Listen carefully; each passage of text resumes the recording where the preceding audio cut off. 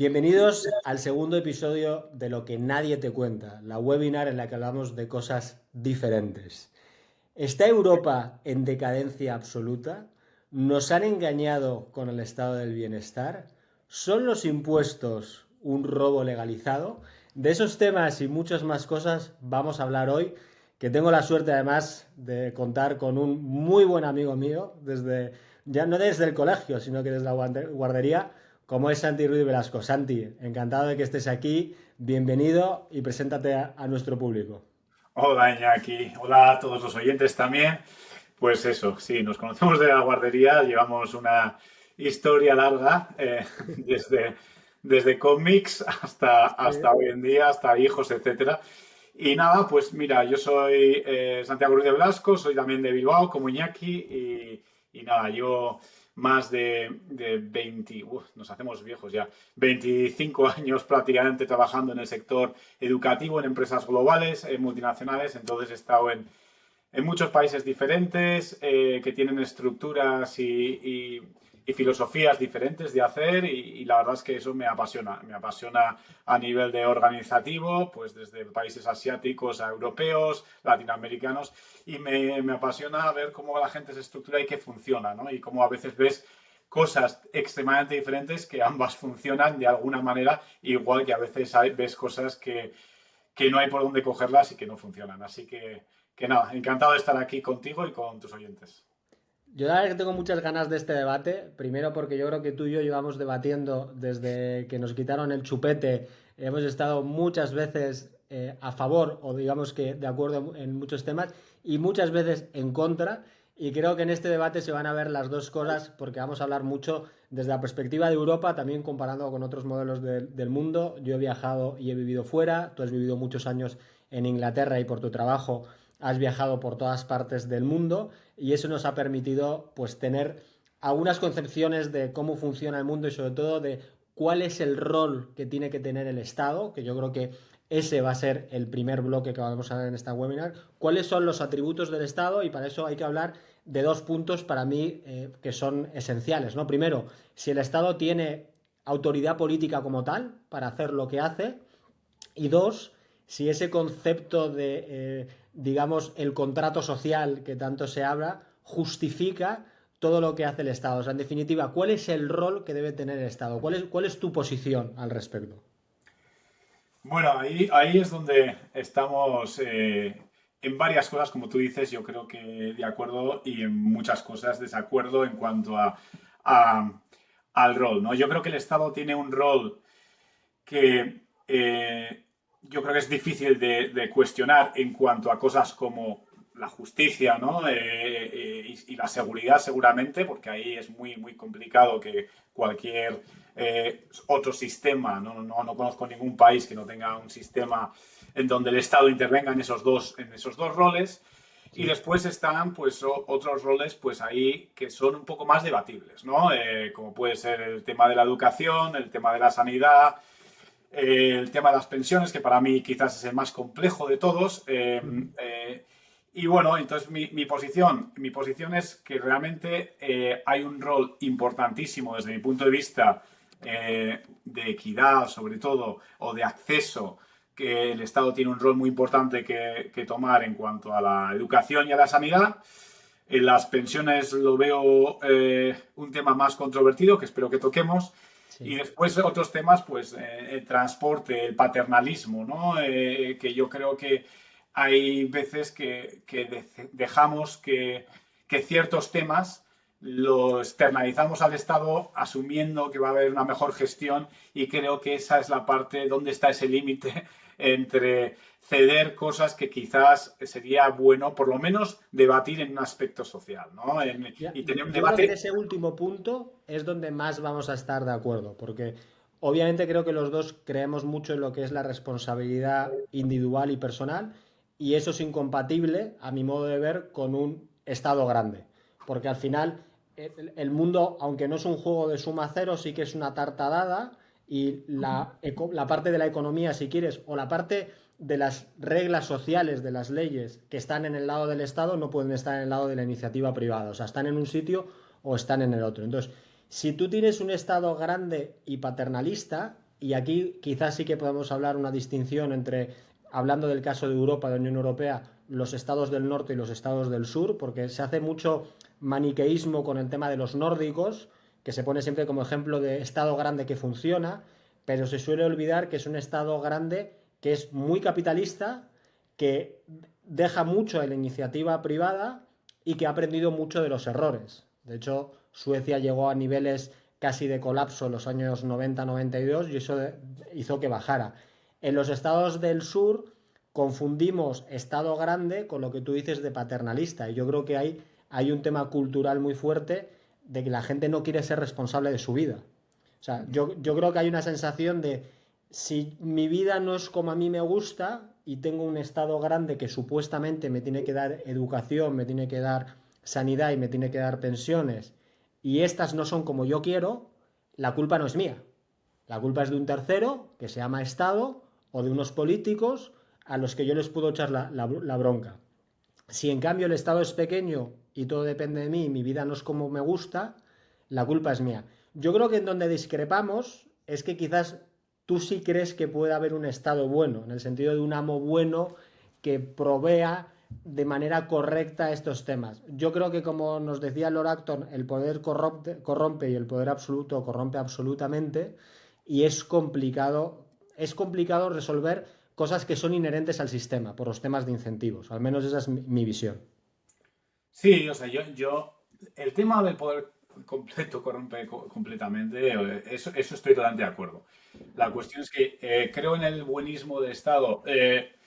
No, pero sí que creo que en la responsabilidad del Estado y en el equilibrio. Es decir, yo creo que hay maneras de tener un Estado en el que podamos encontrar que el poder se reparte un poco. O sea, yo creo que sí que hay mecanismos y de hecho yo creo que en algunos de los países yo creo que lo hacen bastante bien. Tú has mencionado los nórdicos, yo creo que ahí, bueno, podemos hablar de varios temas, pero yo creo que hay, que la gente no lo sabe, en muchos casos en España siempre, como tú dices, hay una especie de pues mitología de los países Sí. nórdicos que no se corresponde realmente con la realidad. Creo que tiene un Estado mucho más eficiente que el nuestro, un rol de Estado, pero también te digo que estoy de acuerdo contigo, hay una diferencia o hay una participación privada bastante más grande de lo que la gente se cree. Y es un Estado mucho más eficiente, yo creo, que en el de Europa del Sur y no solo Europa del Sur, yo diría que en algunos estados, pues donde,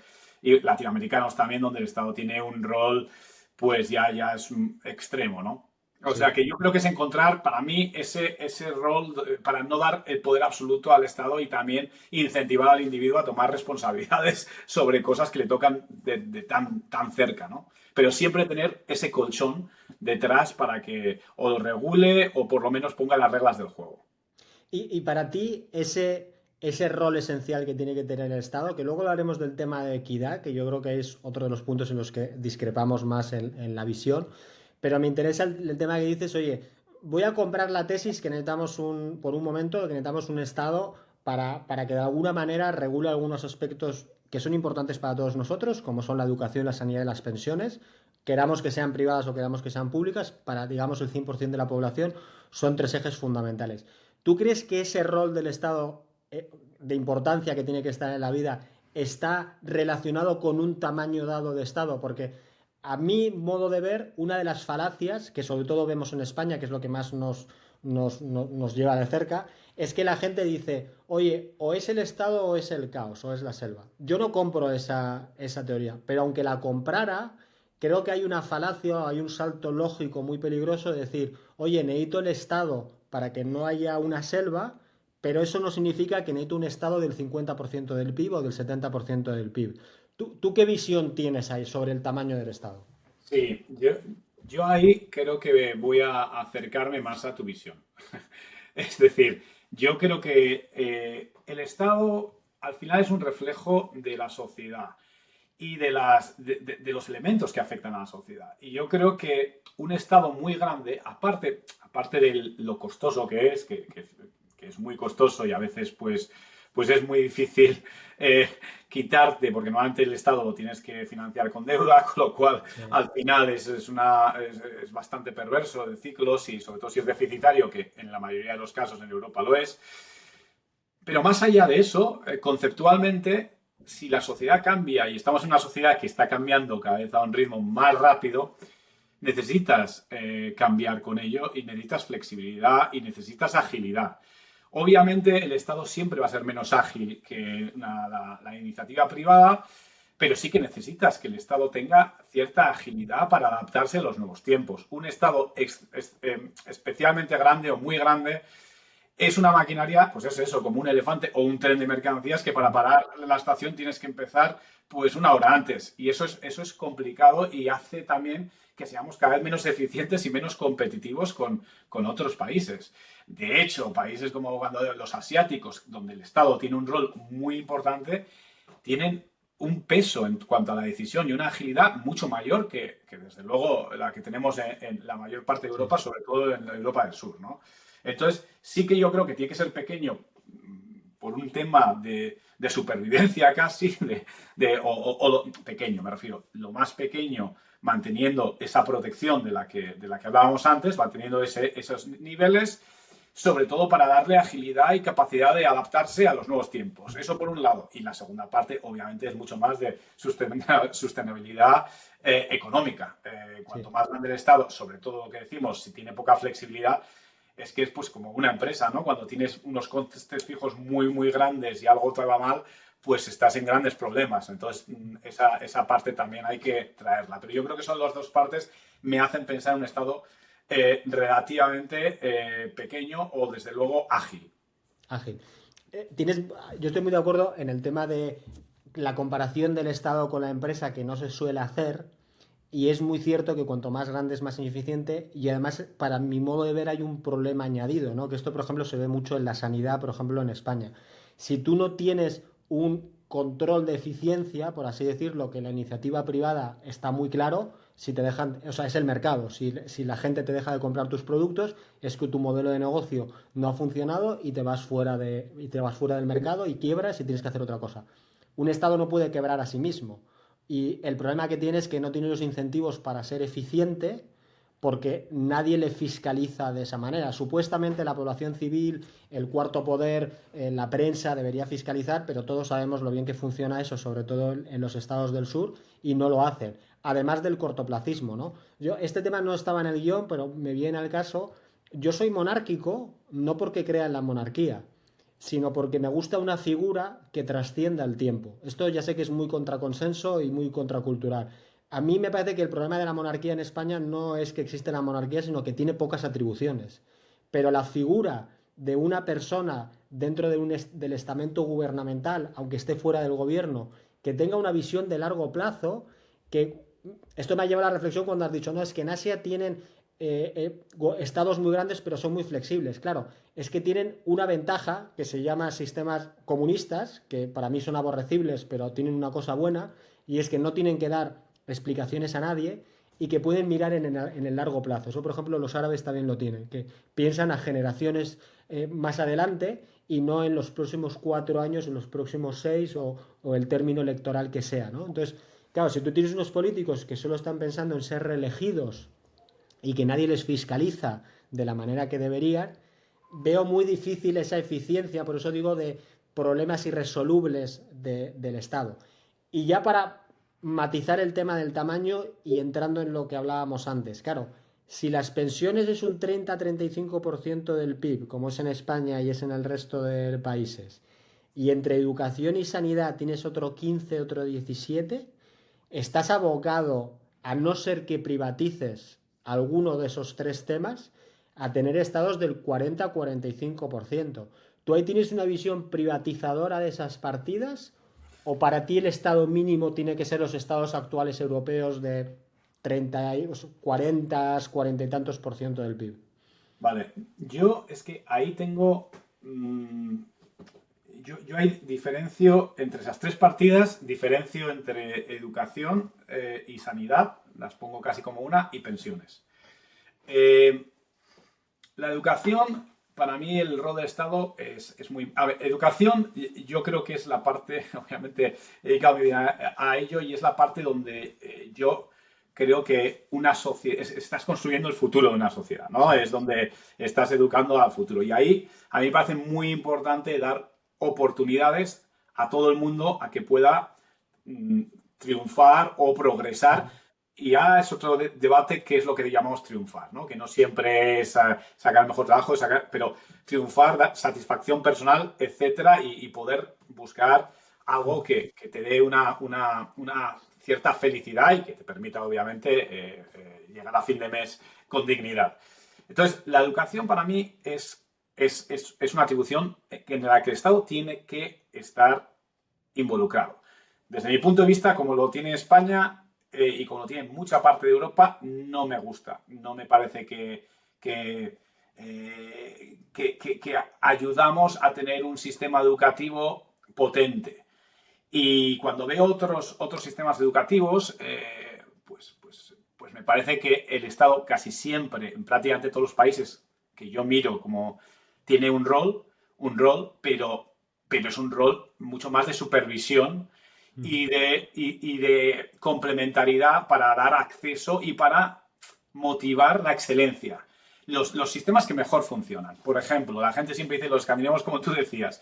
El sistema universitario finlandés.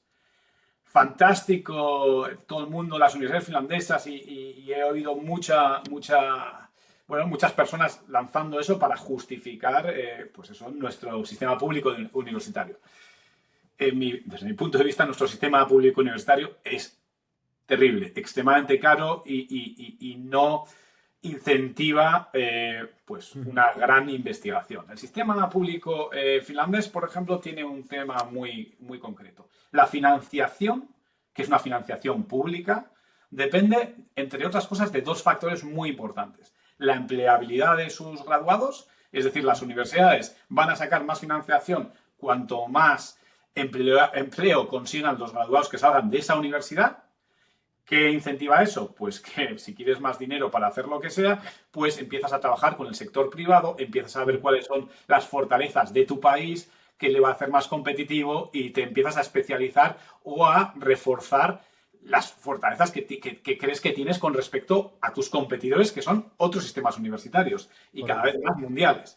Con lo cual, es un ente público, pero con un incentivo claro. El segundo es la investigación y la investigación aplicada a sectores específicos que el Estado ha determinado que van a largo plazo en la sostenibilidad del país. Entonces, también, ¿qué te hace? Pues estás investigando y tienes fondos públicos para algo que realmente te va a dar un plus en el futuro. Entonces, claro, ¿qué universidades tienen más?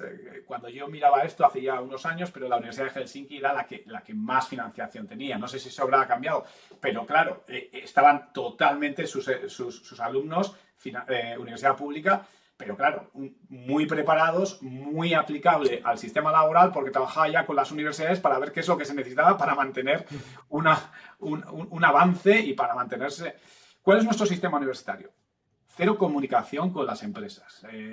Tú y yo estudiamos la misma licenciatura en diferentes universidades. Yo me fui a la pública, tú fuiste a una privada, pero salimos bastante igual preparados en cuanto a que no habíamos hecho.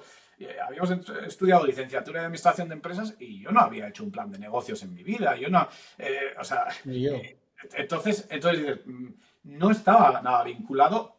Fíjate que es una carrera que no es. Seguro que hay gente que lo hace vocacional, pero que es una carrera muy pensada para darte opciones a trabajar en algo. la habilidad. Y fíjate que si esa era nuestra carrera, no quiero ni imaginarme cómo son otras carreras. Y no solo eso, yo empecé la universidad con gente que de Vitoria venía a estudiar conmigo, la universidad pública tenía esa, ponía autobuses desde Vitoria que están a 45 minutos porque Vitoria no tenía universidad de la licenciatura de Administración y Dirección de Empresas.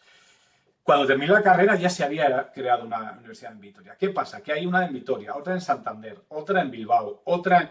¿Por qué? En San Sebastián. En San Sebastián. ¿Por qué? Pues porque todo el mundo quiere que, no, en mi pueblo, en mi ciudad, tiene que haber una universidad que dé todo. Administración de...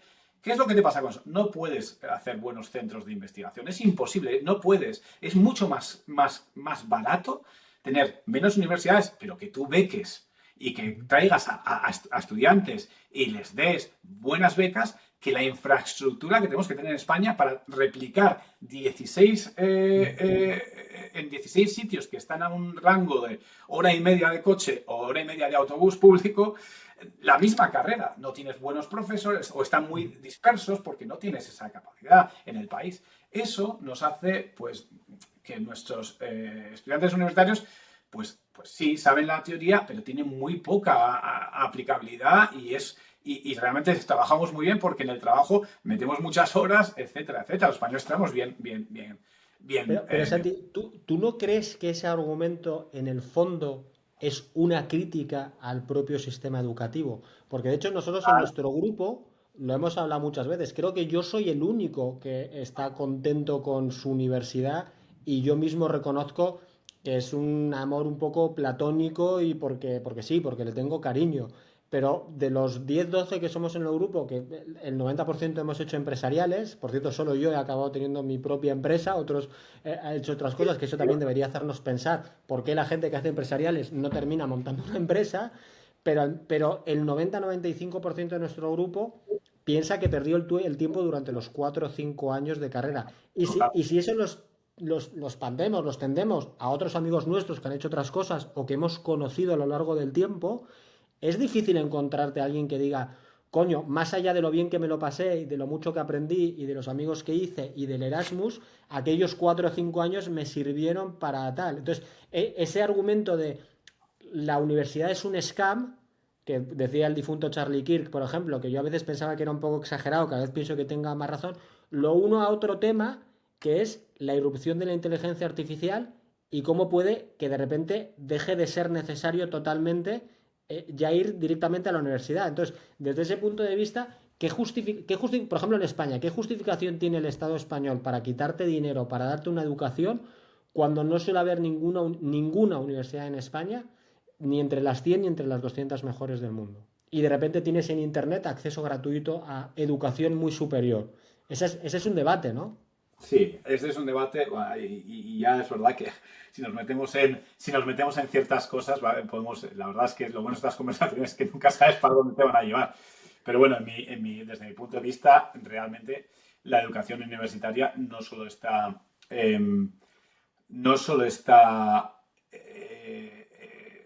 poco efectiva, sino que tiene un futuro de la manera en la que tú y yo hemos estudiado, un Sí, futuro, desde mi punto de vista, negro. total. Creo que la velocidad a la que se mueven las cosas, la inteligencia artificial, lo que necesitamos preparar es a gente que tenga mucha capacidad de adaptación y estar 5, 4, 5, 6 años parado estudiando algo que para cuando termine ya es obsoleto, de cara a la empleabilidad no lo veo. De hecho, los sistemas pues, alemanes, por ejemplo, son mucho más flexibles, tienen como yo creo que en algún podcast o en alguna webinar ya lo has mencionado tú, que no hay ningún tipo de necesidad de tener un título universitario para tener grandes carreras profesionales. No. Yo creo que eso en España tenemos esa necesidad de titulitis, no solo en España, también yo creo que lo que decías antes, en la Europa del Sur, en el fondo, Sí. muchos sitios Italia, europeos. Grecia, Portugal, estamos todos ahí colgados. Estamos ahí, es algo que, bueno, pues, no sé, culturalmente siempre ha sido Mm. importante. Y yo creo que la universidad, el futuro de la universidad, lo veo, pero lo veo para lo que, como nació, un centro para la gente que quiere especializarse en conocimiento, Mm. cuando ahora mismo es una máquina de crear, de acceder a empleo. Yo creo Mm. que esa parte va a ser, igual nos cuesta un poco porque todavía todos tenemos bueno, hemos Una crecido inercia. una tendencia, una herencia, un legado que es difícil quitártelo de un día para otro, pero si tú me dices en 20 o 30 años, incluso antes yo creo, porque la velocidad cuando empiece no se va No a se va a parar, parar. pero sí que yo veo que la universidad al final va a ser, oye, el estudio académico a la gente que realmente tiene vocación académica, etcétera. Y lo demás vamos a tener que encontrar otras maneras de formar a la gente que sean mucho más ágiles para lo que necesita la sociedad en la que vivimos. Y ahí estoy contigo que el Estado, ahí hablaba de la agilidad, el Estado tiene una infraestructura demasiado grande. ¿Y qué pasa? Que vamos a gastar mucho dinero en cosas que yo creo que, es lo que le digo, si ahora nos damos cuenta que las universidades no son el mejor ámbito para preparar a la siguiente generación que necesitamos que trabaje, ¿qué haces?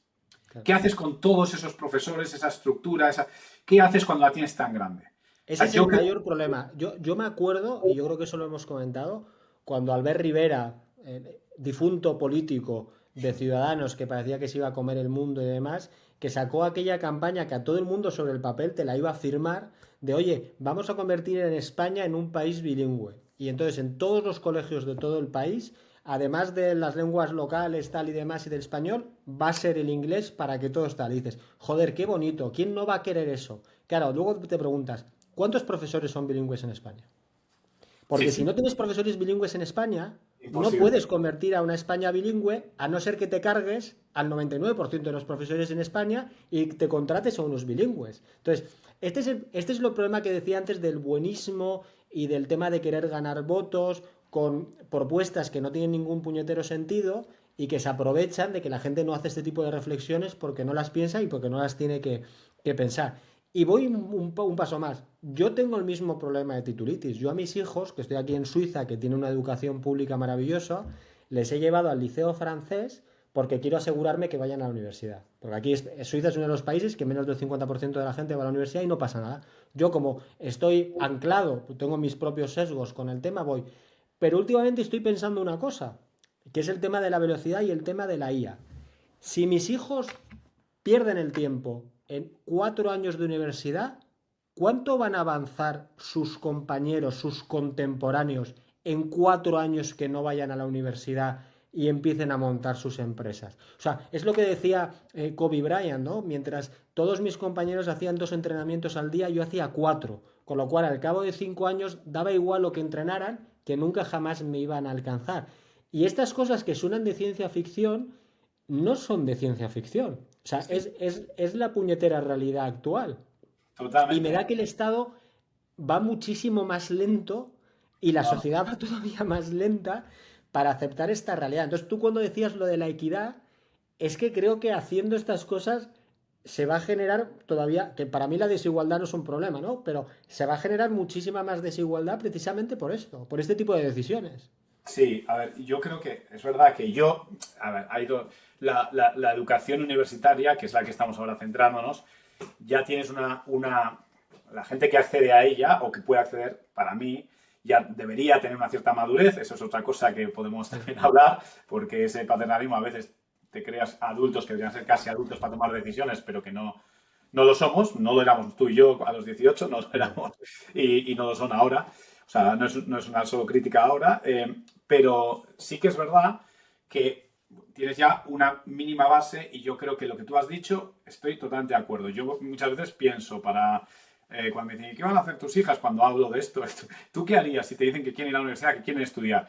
Digo, bueno, es que yo creo que o se cambia mucho el enfoque de la universidad, yo quiero una universidad si hay ese tipo de estudios, que no le voy a llamar ni universidad posescolares, tienen que ser Sí. muy prácticos dependiendo de cuál sea lo que a ti te guste y lo que creas que puedas destacar. Y en eso, oye, intenta ser lo mejor que puedas. Y yo creo Ujú. que los soft skills van a ser cada vez más importantes y por ejemplo, finanzas, que ¿no? tú te has dedicado mucho a finanzas. Pues mira, va a haber modelos que te hagan unos análisis mucho más Totalmente. acertados que los que hoy se te puede hacer un analista financiero. Igual que los médicos. Yo veo mucho más futuro en las enfermeras que en los médicos. ¿Por qué? Porque los Ujú. médicos con nuestros diferentes, el reloj que te Sí. mide, tal, van a hacer una diagnosis de lo que te pasa con tus datos genéticos, con tu modo de vida, que la diagnosis va a estar ahí. ¿Qué es lo que vas a necesitar ayuda? Vas a necesitar ayuda a alguien que te ayude a la rehabilitación, a que te siga, a que te dé el seguimiento, a que te ayude en casa, etcétera. Que es mucho más el tema de la ayuda, pues de enfermería, de salud complementaria, etcétera, etcétera. Entonces yo creo que todo eso la gente no lo quiere ver porque ahora sigues hablando y el 80% de nuestros amigos le dices, oh, tu hijo va a ser médico y le parece guau, fenomenal, ahí va a ir fenomenal. 8 o 9 años de estudios para que cuando termines tengas, o sea, que eso evoluciona o lo que es el diagnóstico, ¿sabes? Va a morir. Bueno, tienes que tener otros tipos de habilidades, de mucho más, de consultar, de acompañar, etcétera, etcétera. Los profesores, lo mismo. ¿Cuál es el problema que tenemos? Que las infraestructuras son muy lentas y es lo que tú dices. Hay una cantidad de empleados públicos que ¿qué sociedad va a poder absorber eso y darles otra? Entonces, ese es el problema. ¿Cuál es el tema? Que para mí la solución, y cuando lo veo, no es tanto de que el Estado no debería tener un rol ahí. Es decir, es que hemos creado nosotros una propia máquina que no es ágil. Por eso venía a la parte de agilidad. Vietnam tiene un gobierno reciente hace relativamente poco. En Vietnam dijeron, pues como dicen todos los políticos, la educación es lo primero, no sé qué, no sé cuántos. Vale. Pero ¿qué han hecho? En Vietnam han cogido y la primera iniciativa que han puesto este nuevo gobierno es el empleado público que más va a ganar va a ser los profesores. Los profesores, o sea, que han puesto el dinero donde está, pero Sí. va a estar condicionado a sus resultados y a su formación y a su agilidad y a cómo meten la IA. ¿Cuál es el problema de muchos países en Europa? Tú sacas una plaza y ya está. Ya estás, de por vida. Hay profesores con muchísima vocación, claro que sí, hay gente, pero ves que hay mucha gente que dice, yo quiero la plaza y ya está, ya mi vida o mi Incentivos. ambición ha terminado. ¿Cómo vas a transformar a todos esos profesores para dar una educación mucho más? Si mi hermana es profesora de un colegio concertado, Vallecas, que siguen dando pues letras, como, o Sí. sea, me refiero que ¿cómo voy cómo puede ser eso relevante a la sociedad de hoy en día? O No, sea, no, cuando estás absolutamente. usando economía y estás, ¿cómo escribir una letra? ¿Para qué se usa la letra? La letra de cambio. Pero por favor, o sea, eso no es. Has visto, tú y yo hablamos mucho, cómo están las transacciones, las tokenizaciones de depósitos. Eso es lo que deberíamos Claro. estar formando Yo, a la yo te hago gente. una pregunta. ¿Cuántos exámenes aprobamos tú y yo por los exámenes pasados que teníamos que el profesor año tras año repetía el 70% de las preguntas? Y tú y tu universidad y la mía, dentro del ámbito, eran bastante buenas. Y a Sí, sí. cualquiera que hemos conocido después le hemos preguntado lo mismo y nuestra evidencia anecdótica de nuestra realidad es una realidad compartida. ¿Cómo me vas a vender una educación de calidad si tú tienes a un profesor que, por cierto, no es culpa suya, es culpa de los incentivos, que lleva 30 años dando la materia de la misma manera y entonces tiene dos alternativas? Cada año reciclarse y hacer un trabajo en verano de la de Dios para cambiarlo todo, para ponerse al día, o dejarse llevar por la corriente, seguir haciendo lo que siempre ha hecho, sabiendo que va a cobrar. Yo me he metido mucho con el tema de que este año, en 2025, en España, por primera vez ha habido más funcionarios que emprendedores, que autónomos. Y la gente se me ha echado encima diciendo que yo estoy en contra de los funcionarios y tal. Yo puedo estar en contra de los funcionarios en el sentido que quiero un Estado pequeño, pero no estoy en contra del funcionario como concepto en sí. Si hay un Estado, tiene que haber un funcionario. Y tengo menos problema con los funcionarios que con los incentivos de los funcionarios. Hay mucha Vale. gente desde la izquierda que te dice, oye, no, es que hay menos funcionarios en España que en el resto de la media europea. Ya, pero es que el porcentaje de gasto es el mismo. Eso significa que aunque haya menos, cobran mucho más. Y ni siquiera eso es lo más relevante. Lo más relevante es que si una persona sabe que no se la puede echar, porque aunque en el papel diga que te puedan echar, en la práctica no te echan, es muy ingenuo pensar que nadie se va a aprovechar de esa ley. Si No, tú sabes que no te van a echar, si tú sabes que no se te exige estar al día, por eso a mí me gusta el mercado, porque el mercado sí que te exige todo eso. Si sí. tú sabes que todo eso no está, ¿por qué te vas a poner al día? ¿Por qué vas a trabajar? ¿Por qué lo vas a hacer cuando encima vas a ver que tus compañeros no lo van a hacer?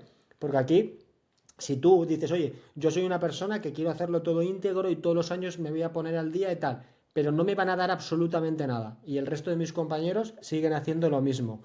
Coño, creo que es de sentido común darse cuenta por qué estamos en la situación en la que estamos.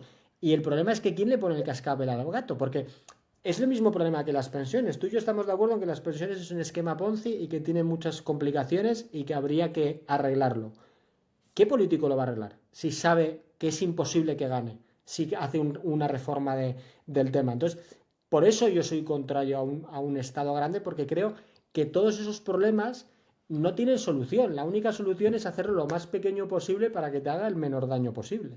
Sí, o sea, yo creo que hay un término intermedio. O sea, pero es verdad. es verdad que yo empiezo por el tema que estoy de acuerdo contigo y después voy extendiéndome un poco a los otros. Es verdad que el tema de los incentivos para mí es clave y hay poco incentivo para la excelencia.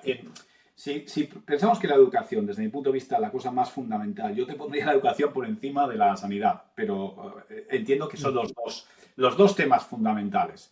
Eh, Ni hemos tocado justicia ahí porque ahí estamos de acuerdo, otra cosa es que Sí. cómo funcione, pero en el fondo estamos hablando un poco de lo mismo.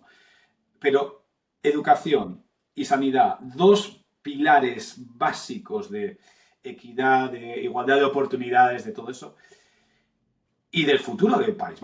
Siendo puramente egoístas, de un país tiene más futuro si tiene un buen sistema educativo en el que vayas a sacar buenos empleados, porque eso lleva a crecimiento en el PIB. Y siendo puramente el crecimiento en el PIB significa mejor calidad de vida, más acceso, etcétera. Educación. Y la otra, sanidad, que es una población que sea sana, que realmente pues, sea productiva a Sí. nivel puramente capitalista y que sea feliz. Es decir, la salud, por mucho, tú y yo bien lo sabemos, que cuando eso falla es muy Falla todo complicado lo demás. todo lo demás. Entonces, como sociedad, si coges puramente el interés de la sociedad, son quizás los dos pilares principales. Ahí si lo son, tienes que tener un incentivo para tener la mejor educación posible y la sanidad más eficiente posible. Y si ves los incentivos que tenemos hoy en día, no están ahí. No hay incentivos para la innovación, no hay incentivos para la excelencia, no hay incentivos para la eficiencia. Y entonces ahí es un... Yo creo firmemente en que eso tiene que ser controlado por el Estado. Creo firmemente, ¿por qué? Porque yo me gustaría que, independiente de dónde nazcas y de qué familia nazcas, que todo el mundo tenga capacidad de progresar en la vida basado en sus méritos, en sus esfuerzos y en sus ambiciones y en cuánto trabajo pones. Y yo creo que esa sociedad me gusta. Ahora, cuando veo lo que tenemos, digo, es que no hay, es que estamos igualando por abajo. Es que al final, y eso es lo que yo creo que hay que cambiar, y eso es lo que cuando yo voy alrededor del mundo miro qué sistemas tienen, qué sistemas me gustan más, y la verdad es que hay unos cuantos, pero es verdad que hay muchos que yo creo que es un poco más a lo que volvíamos al principio de la conversación, que cuanto más grande es el elefante, cambiarlo más difícil es, porque más Eso es. gente tienes dependiente de eso. Y al final, es un poco lo que decías de las pensiones también. Si tienes 2 millones de empleados públicos y dices, oye, somos muy finitos, ya no necesitamos tanta gente en la universidad, tenemos que deshacernos de X personas y reabsorberlas en otro modelo educativo, wow, a ver quién te vota. Y no son solo ellos, sino los dependientes y tal. Y ya empiezan las cosas un poco de. Es de derechas, es de izquierdas. Y digo, pero si aquí estamos hablando de una sociedad, si es lo mismo que decimos, el pacto educativo. Yo desde antes de votar oía el pacto educativo. Sí. Lo mismo, seguimos en las mismas historias. No hemos, algo tan clave, no hemos llegado a algo. Hay una reforma educativa cuando hay un nuevo gobierno de derecha o de izquierda. Ahora llevamos un poco de esta porque lleva gobernando mucho tiempo el PSOE, pero no tardará mucho si eso cambia a hacer otra y después otra vez, etcétera. Mira, a mí es una de las cosas que me hace mucha gracia cuando, y ahora vamos a pasar por el tema de Europa, va terminando el tema del Estado, cuando desde Europa criticamos a los yanquis, a los americanos, y decimos que tienen una falta de cultura terrible, que no tienen historia, que cómo votan a este, al otro tal. Estados Unidos tiene una tradición de partos bipartidistas de siglos. O sea, republicanos y demócratas que ahora están en un momento de máxima tensión y los europeos lo vemos y vemos, están igual que nosotros, están igual a nosotros desde los últimos 10 15 años.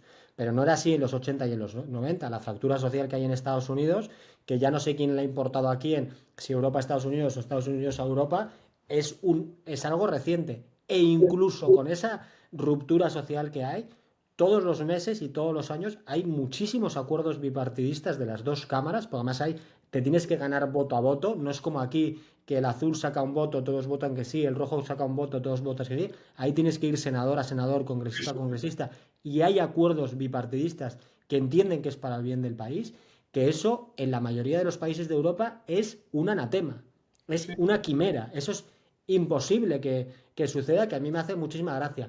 Y lo digo porque los tres temas de la sanidad, educación y pensiones están íntimamente relacionadas y de hecho tiendo a pensar como tú que la educación es lo más importante.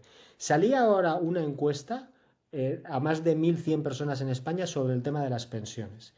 Creo que salía que el 70% de los encuestados creían que el salario mínimo internacional estaba por el salario mínimo internacional, no, el salario mínimo de España estaba por encima de la pensión media, cuando es totalmente al revés. Son 1.100 versus 1.500. De hecho, nunca ha estado la pensión media por debajo del salario mínimo. Y no solamente eso, más de la mitad de los encuestados, hoy o sea, en el año 2025, siglo XXI, seguía creyendo que las pensiones que están recibiendo corresponden a las contribuciones que hicieron cuando trabajaron, no a los que trabajan actualmente. Entonces, claro, vivimos en una sociedad profundamente desinformada, que también te lo puedo llevar a la sanidad. Cuando la gente dice, oye, es que la sanidad española es muy buena y es muy eficiente, le digo, vale, ahora calcúlame el coste de la sanidad española quitando listas de espera, que en otros países no tienen listas de espera.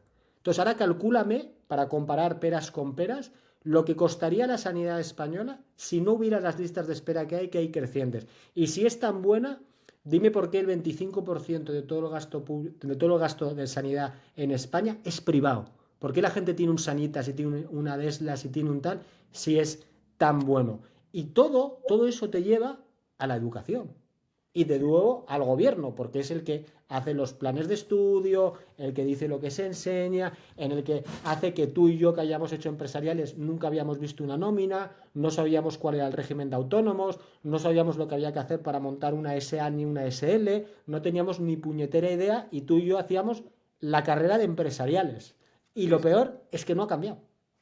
No, no, no. Y a ver, yo creo que hay, la verdad es que, y si quieres con esto cerramos, a ver, hay una cosa que es clave en, bueno, el tema de las pensiones, ¿va? Porque yo estoy totalmente de acuerdo que todo viene de educación, es decir, hay muy poco debate rico hoy en día, porque esto a mí me da igual de derechas o de izquierdas, esto es una conversación que estaría bien que la sociedad, no los políticos, la hablásemos, la pudiésemos hablar en bares, que la gente Sí, supiese de lo que estamos hablando, porque estamos hablando de cosas que tienen el mayor impacto no solo para nosotros, sino para las generaciones que vienen.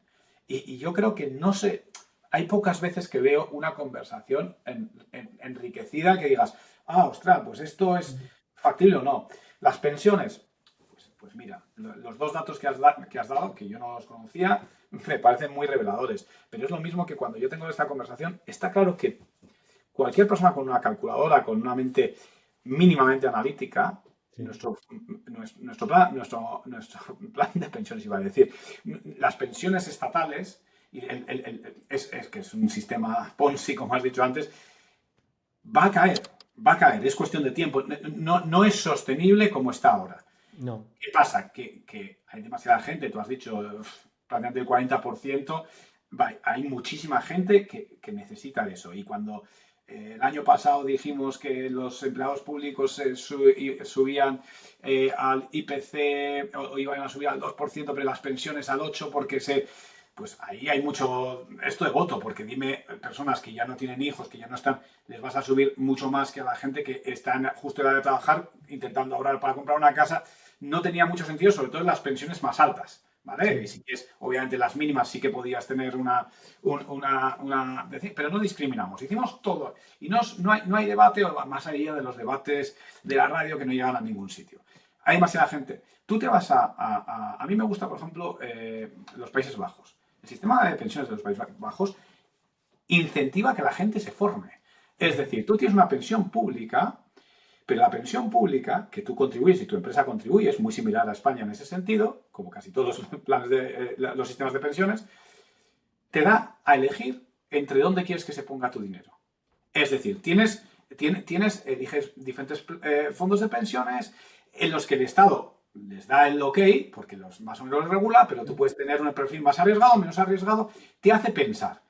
El más arriesgado, ahí te estás jugando a que si consigues esto, puedes llegar al máximo de la pensión pública, el equivalente a los 3.000 euros casi en España, ¿vale? Pues lo que consigas por encima de ese dinero nunca te va a llegar a ti, ¿vale? Eso ayuda a financiar el propio sistema de pensiones, o sea, ayuda a la sostenibilidad. Hay un incentivo para que tú saques tu mejor pensión, para que te eduques, para que te esfuerces, te dan una acción que por lo menos tú no seas tan paternalista como, uy, Estado, tú sabes lo que me conviene. Ay, pues por lo menos le puedes decir, por lo menos, ya que me quitas este dinero, inviértelo donde a mí me parece que tiene más sentido y ahí tienes vas a tener siempre un mínimo, pero depende de tu mínimo y tu máximo, depende un poco de ti.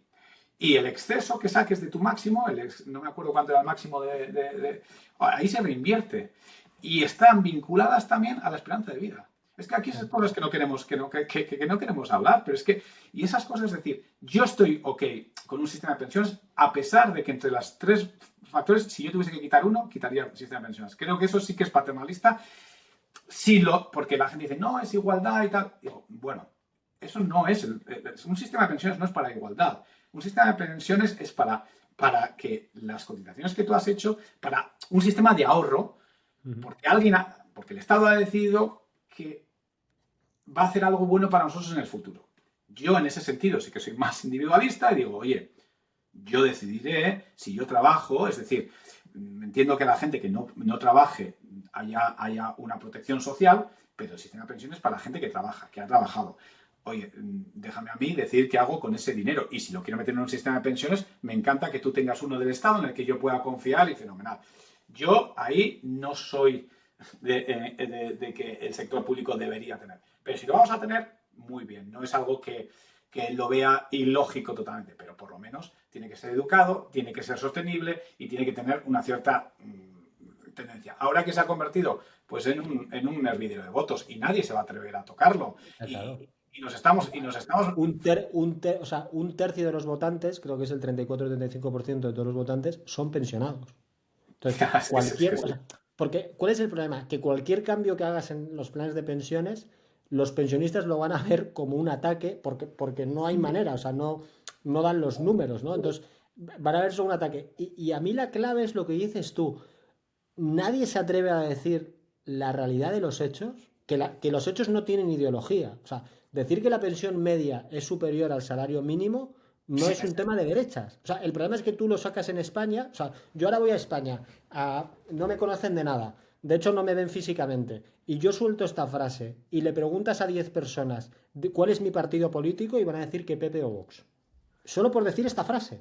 No he dicho nada más, no he dicho ni que me parece bien, ni que me parece mal, ni nada. Solo he dicho que la pensión media es superior al salario mínimo interprofesional. Entonces, claro, cuando la fractura social ha llegado a este punto, que ya los hechos van en contra de tu ideología, es cuando tienes un problema muy jodido. Porque es muy irresoluble. Porque es que si no puedes debatir de una cosa, no la puedes arreglar de ninguna manera. Entonces, yo estoy de acuerdo en que los planes de pensiones es muy difícil quitarlos de la noche a la mañana. Por ejemplo, si pasáramos a un sistema de capitalización como el que comentas o como el de Suiza, porque obviamente hay gente que no le daría tiempo y tienes que hacerlo en décadas, no es Totalmente, años, es décadas para esto. totalmente. Pero que sea difícil o que sea complicado no significa que no lo puedas debatir o que no lo puedas por lo menos poner encima de la mesa y que la gente sea consciente, porque puedes decir, oye, yo no puedo cambiar el plan de pensión, pero sí que puedo alertar para los que tienen tiempo para ahorrar privadamente, como son la gente que tiene ahora 20 años, 22, 30, 35,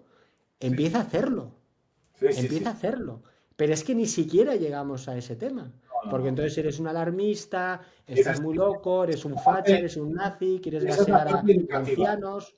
Esa es la parte de la educación y esa es la parte que yo creo que en algún podcast te lo he escuchado a ti, que nuestra educación financiera o económica, que a propósito la gente piensa economía, es que no me interesa la economía, no, es que es tu vida, o sea, no, Claro, decimos no es economía, optativo. pero me refiero que es tu vida, o sea, desgraciadamente o no, nuestra vida es transaccional.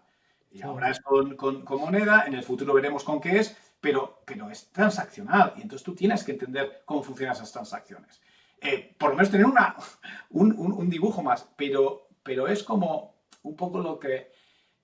esto lo externalizo. Esa es la parte paternalista que no me gusta. Y ahí es cuando, por ejemplo, cuando veo a un Estado usando ese paternalismo, no te preocupes que yo lo hago por ti, yo digo, no, no, no. Si esto es igual que las ONGs, ¿no? Tengo un amigo que ha trabajado mucho en India, en Guatemala, un poco, y tiene un doctorado en, pues, un poco en la ayuda a pueblos agrícolas. Y me decía él, ¿sabes?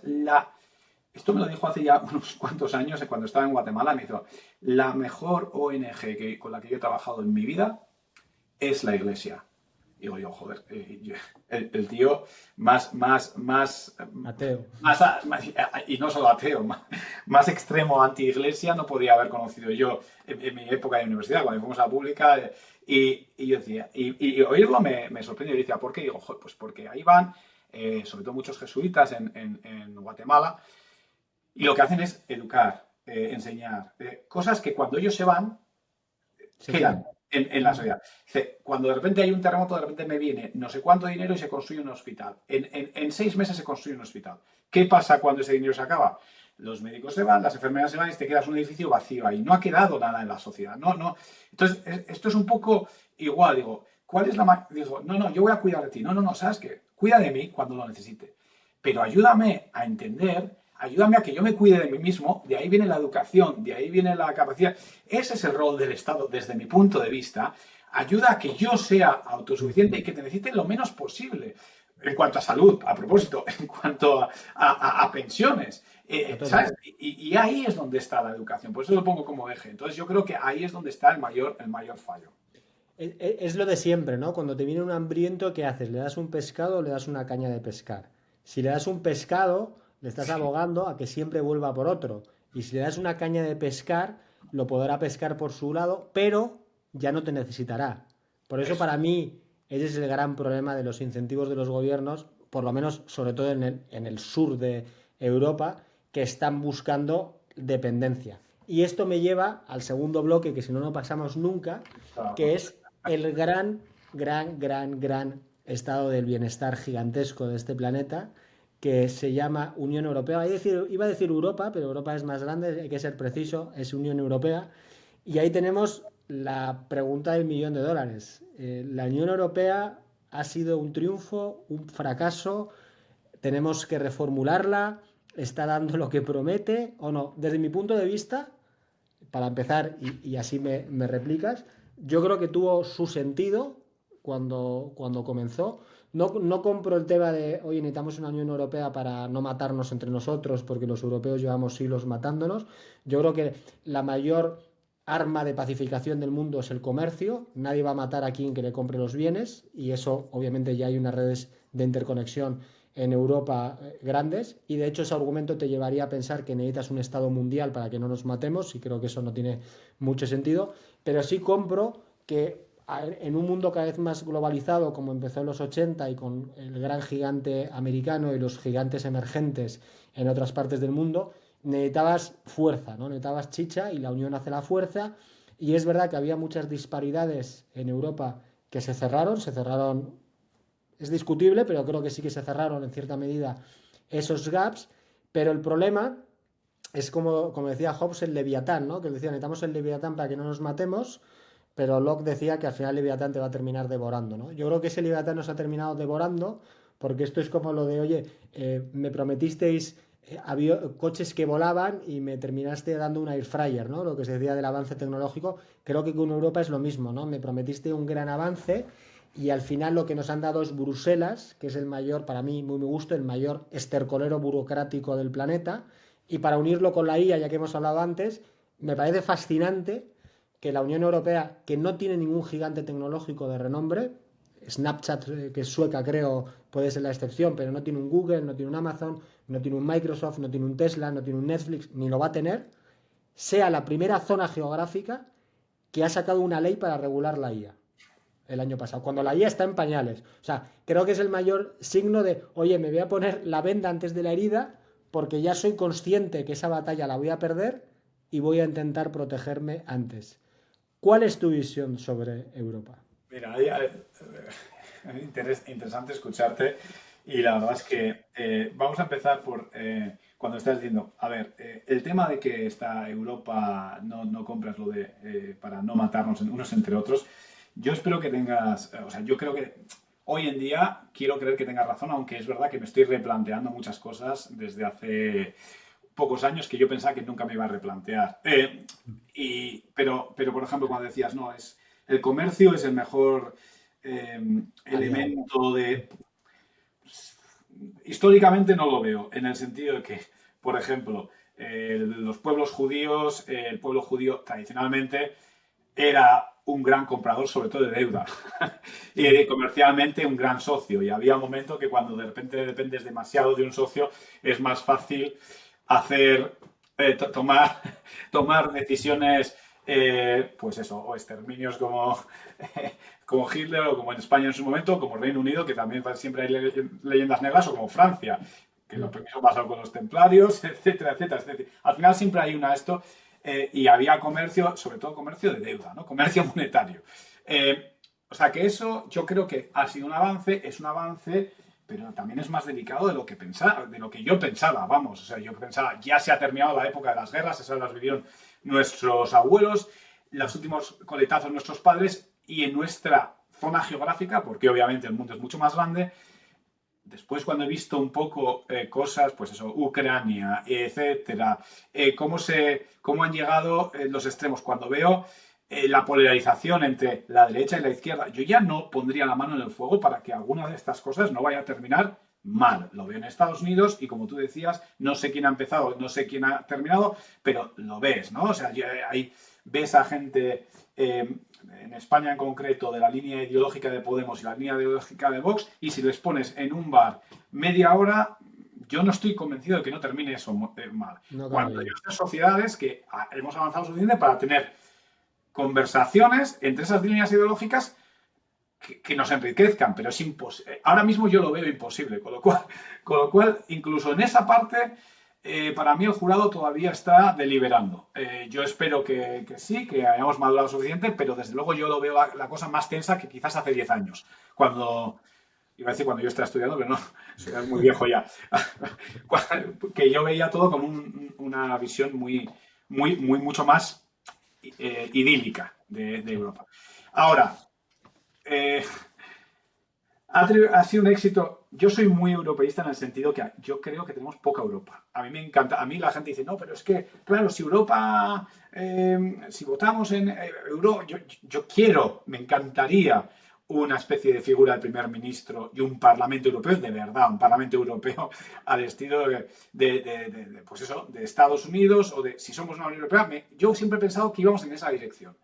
No estamos yendo en esa dirección. Estamos yendo en una dirección de que hay que poner en común 27 países intereses y decir, ya, pero es que si hacemos eso, al final nos va a gobernar Alemania y tal. Digo, ¿y a mí qué más me da que me gobierne Alemania o que me gobierne este tío? A mí lo que me quiero es tener voto en que alguien competente que tenga el interés a largo plazo de lo que podemos ser en el mundo me gobierne. Si quiero ser europeo, quiero ser europeo. Después ya tendré elecciones locales para España, para Cataluña, País Vasco, para el gobierno local, el ayuntamiento. Ya habrá otras elecciones para eso, pero yo creo que Europa no puede tener una voz porque no la hemos dejado, querido. Es un proyecto que se ha quedado a mitad. Entonces, ¿qué hacemos? No, vamos a regular todo esto. Y digo, me parece fenomenal. A mí la parte de la regulación, no te digo que siempre me parece fenomenal, pero lo entiendo. Pero digo, ¿ese es el primer pilar? ¿Dónde está la unión fiscal? ¿Dónde está la unión política? ¿Dónde está la unión? O sea, una vez que tengas esa unión, empezamos a ser un poco más capaces de regular, porque empezamos a tener una visión de lo que es Europa. Nosotros estamos regulando desde un centro, pero a la vez teniendo que tener conversaciones por detrás con 27 diferentes países, con 27 diferentes opiniones. Es que, Santi, tú has dado la clave.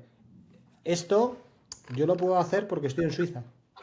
Es que si estuviera en Europa, no podría hacerlo. Entonces, si tú me dices cuáles son los grandes avances tecnológicos, o sea, vivimos en la era de la innovación tecnológica. Vivimos en la era en la que más avances, más rápido y más progreso en ese sentido se está generando en la historia de la humanidad. Creo que eso no hay ninguna duda. Y creo que tampoco hay ninguna duda que en los próximos 10 años va a ser todo mucho más rápido, lo hablábamos antes, y se va a acelerar. Entonces, si tú tienes a una maquinaria como Europa que tiene el 50% de todo el gasto público mundial, con creo que es el 3-4% de la población mundial, y todavía exigen más gasto público. Y el gran avance que han sacado es que los tapones de las botellas no se puedan descorchar para no sé qué reciclaje y se pasan horas discutiendo, y esto no es mentira, el tamaño de los plátanos, cómo tienen que ir en los supermercados. Has perdido el norte, o sea, has perdido la cabeza, has perdido todo sentido de la realidad y estás tirando el dinero a la basura. Y luego hay otro tema que tú has dicho que es muy importante. ¿Por qué la gente no quiere una Unión Europea más grande? Porque dice, es que nos gobernaría Alemania. Es que seguimos pensando en términos de yo soy español, él es alemán, él es... Tú no vas a encontrar en los 200 y pico millones de personas que hay en Europa una que te diga yo soy europeo. No te vas a encontrar una sola. Después de veintitantos años de Unión Europea, no tienes una sola persona que diga yo soy europeo. Entonces, si no tienes, la gente dice, no, pues es que es lo mismo en Estados Unidos, que Estados Unidos es más grande, pero es que en Estados Unidos todos son estadounidenses. Aparte que tiene otro sistema, que cada estado tiene sus propias, o sea, tienen una centralización descentralizada. Sí, sí, sí. Aquí es anatémico eso, aquí es, o sea, tienes países súper mega centralizados y otros menos descentralizados. Pero todo acaba en Bruselas, que no la ha votado a nadie. O sea, lo de Ursula von der Leyen es una cosa para los libros de historia, el tema. Tiene mucho más poder de lo que la gente piensa. Puede venir a favor en algunos casos cuando tienes gobernantes como el nuestro, que es una cosa terrible y que puede tener un coto al uso de los recursos, pero más allá de eso, que yo ahí sí que le veo un valor, dices, coño, montas todo este chiringuito simplemente para protegerte de las malas decisiones que toman a veces los pueblos a la hora de elegir a sus políticos y para que no se pasen gastando y nos afecta a todos. Pues me parece que son unas alforjas muy grandes para el viaje. Y dices, ¿cómo se soluciona esto? Yo no veo una manera de concienciar a la gente para, o sea, no sé que hagas un cambio social gigantesco, otra vez volviendo a la educación y una concienciación política de la de Dios, y que tengas mucha más gente preocupada por su bienestar y preocupada por lo que... Porque yo no he visto a nadie que se queje de que Europa tenga una regulación anti-inteligencia artificial. No No, veo a nadie que se queje de una Europa que no tiene ningún gigante tecnológico y se pasa el puñetero día poniendo multas millonarias a Google, Amazon y demás porque le da la gana. No veo esa queja, veo que es todo más pues postureo, tonterías, cosas que no tienen un impacto en nuestra vida real. es que desafortunadamente, y eso a mí, la verdad es que esto me toca, porque yo sí que pensaba en mi vida llegar a un momento en el que viese una generación que se sintiese europea. Y eso lo veo cada vez más lejos, desgraciadamente. Yo creo que la generación siguiente le veo menos europeizada que lo que yo he sido y lo que todavía sigo siendo de un modelo idílico. Lo que pasa es que, claro, yo veo que mi concepción de Europa está cada vez más lejos de donde estamos yendo, ¿no? Y vuelvo a la parte, la mía es, pues lo que decía, a mí me hubiese encantado ser de los primeros de decir, me siento europeo, europeo, y a mí, y europeo, de nuevo, yo no soy, a mí las naciones me traen un poco, no les doy mucha importancia. Soy español porque nací en España y estoy súper contento, me encanta, sigo cuando juega un partido de la selección, etcétera. Igual que soy del Atleti cuando juega el Atleti, y si Euskadi se juega esto con Andalucía, pues quiero que gane Euskadi. O sea, pero si hubiese nacido en Inglaterra, pues hubiese Pues sería serías inglés. lo mismo Prefiero, de Inglaterra. sería, es algo fortuito, no me siento particularmente orgulloso ni no orgulloso, sino simplemente pues ha salido y le tengo cariño. Y yo me siento en casa, cuando llego a Bilbao, es donde más me siento en casa del mundo. Igual Eh, que yo.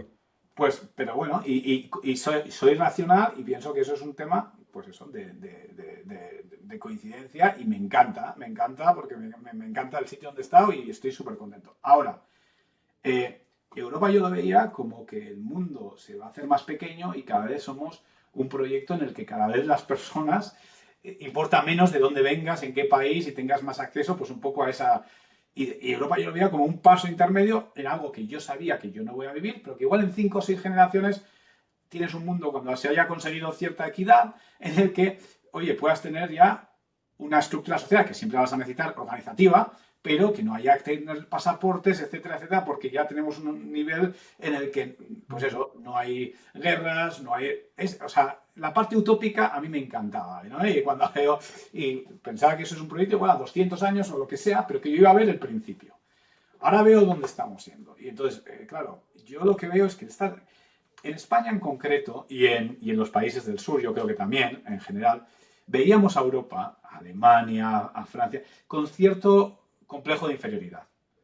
Entonces, por eso se aprobó pues la, ¿cómo se llamaba? La Constitución Europea sin que casi ni se debatiese, con una amplia mayoría, Amplísima pero, mayoría. pero nadie había leído la Constitución Europea, entre los que me incluyo. Yo había leído un poco de resumen, pero como todos pensamos, Europa, Europa. ¿Qué está pasando con Europa? Pues que cada vez somos Europa, y la gente está empezando a ver, oye, esto, ¿cómo está mejorando mi vida? O sea, sí, con Alemania, pero sigue siendo Alemania, Alemania, Francia, Francia, después estamos teniendo los problemas, vemos que lo mismo que pasa aquí pasa en otros sitios, y esa especie de mito que teníamos de Europa está cayendo. Entonces ya cada vez lo vemos menos como Salvador. Y entonces, ¿qué pasa ahí? Que la gente dice, pues ¿para qué? Entonces, no es que la gente no esté enfadada porque no se discuta eso, que Europa no tiene, es que la gente ya no piensa, no debate en Europa. Lo que hablamos antes de los cafés, de poder tener, no hablamos de nada de lo que pasa en Europa. Vienen ahí, salen las noticias, pero al final eh, esa regulación, o sea, es verdad que en Europa yo creo que se están haciendo cosas interesantes, sobre todo, por ejemplo, pero en cosas que hoy en día son pequeñas, que en el futuro serán grandes, yo espero, por ejemplo, la computación cuántica, Europa no está mal posicionada. Pero sí que es verdad que lo que tú dices, si tú coges las últimas, ya no te digo las empresas más grandes hoy mundiales, pero el nivel de startup o de iniciativa entre Estados Unidos, China, o sea, ya hay que poner a China, y Sí. Europa, la diferencia es abismal. O sea, Estados Unidos, pues tiene, no sé si está en el...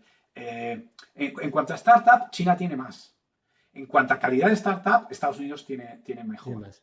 Hasta Europa, Israel está es, ahí, que es un por eso, país enano, en guerra permanente y con mil sí, problemas. Israel es el país del mundo con mayor número de patentes. ¿Qué algoritmo hay en Europa? Hablando de la pandemia, ¿qué vacuna salió de Europa? Es que hasta Rusia tuvo una, que no sé si sería buena o mala, pero la sacó. El PIB de Rusia es un pelín más grande que el de España, no es el gigante que la gente piensa. Entonces, ese es el puñetero problema, que la gente no está debatiendo.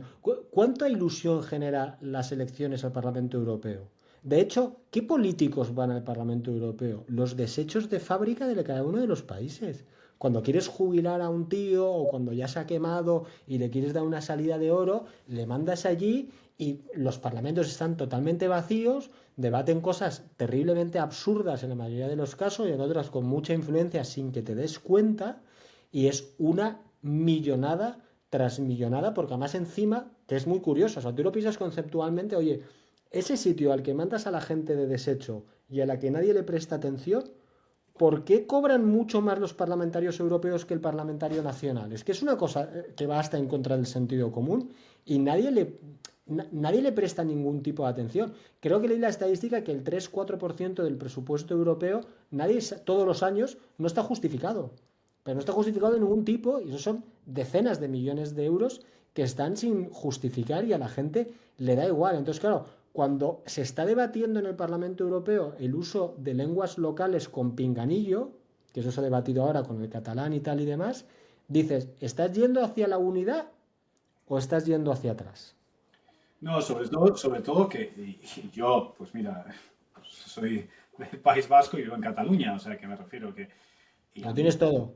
de todo, y yo encantado de que se hable catalán en Europa, pero no me, y euskera y flamenco si quieren, o sea, realmente Sí. a mí me da igual si vas a ponerte el pinganillo y sobre todo con la inteligencia artificial, seguro que hay mil maneras de que es lo que te dé la gana. Ahora, que ese sea el gran tema de los telediarios, de esto, entre todo lo que tenemos, o sea, esto en algo, bueno, todos sabemos, en un gobierno, en cualquier gobierno, hay mil millones de iniciativas. Hay muchísima iniciativa parlamentaria y en Europa, ni te cuento, por la cantidad de países que traen diferentes iniciativas.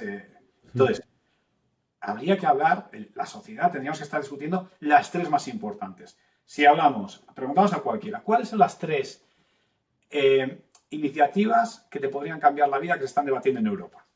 ¿Cuáles son? Yo creo que, bueno, el 99,9% de la población no te va a ser capaz de decir una.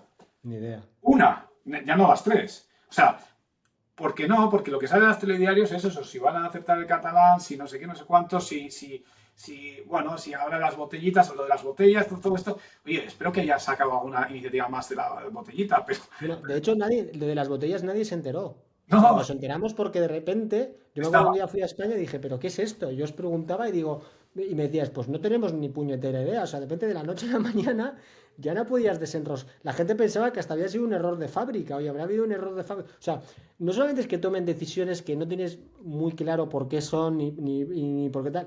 Es que ni siquiera te consultan, ni siquiera te informan, oye, a partir de X fecha ya las botellas van a ser así por esto, por esto, por esto. No, No, por eso que no. digo que el impacto de que se hable, para no personalizar en catalán o euskera o lo que sea, que se hable flamenco a mí no me va a impactar. Fenomenal. Si lo quieren hacer y hay Claro. una manera barata de hacerlo, fenomenal. No me va a impactar. Pero sí que quiero hablar de las cosas que me van a impactar. La botellita esta es un poco incómoda, lo tengo que decir, pero no me va a impactar en la vida. Pero sí que quiero hablar de las cosas que me van a impactar y quiero que enterarme, no solo enterarme, quiero tener una posición, de la misma manera que tengo una posición en otras cosas. Y ese es el tema que para mí, Europa, a mí me parece que Europa empezó bien. Empezó como tenía que empezar, unidad económica europea, tal, y se fue integrando. Y llegó a un punto que esa integración paró.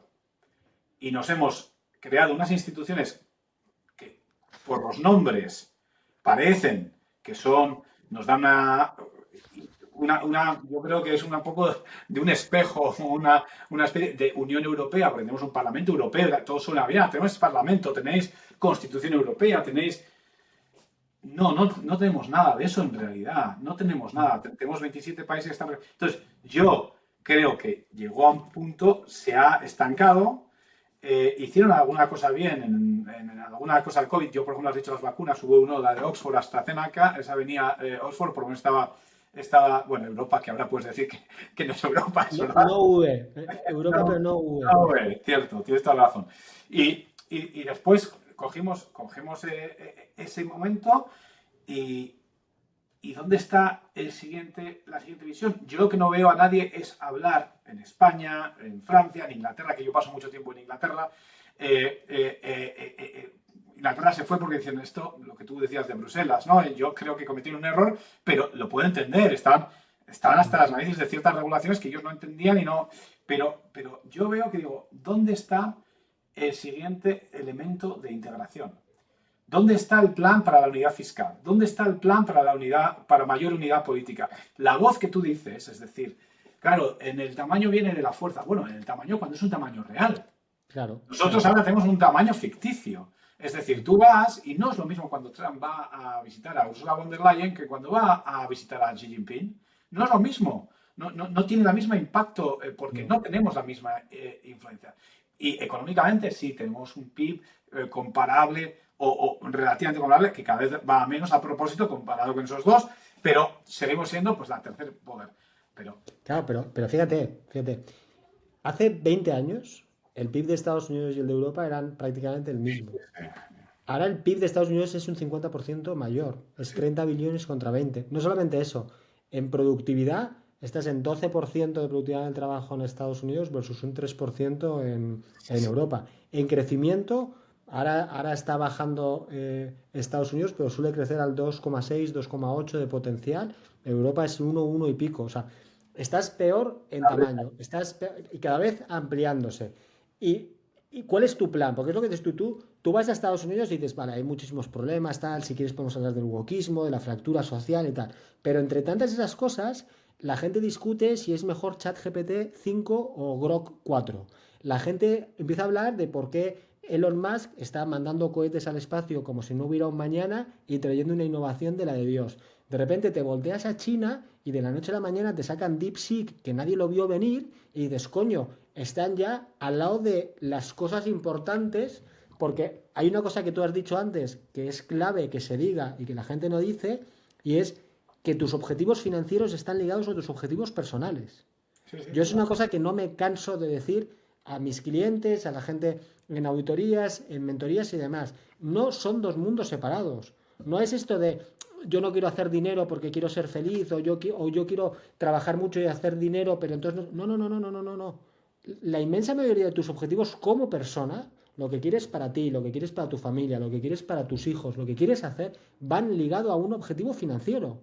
Con lo cual, cuanto más estés arriba en la generación de patrimonio y de riqueza, mejor estarás. ¿Eso significa que tienes que sacrificar cualquier cosa? Tal? No, eso es una proyección de la gente para no mover el culo del sofá.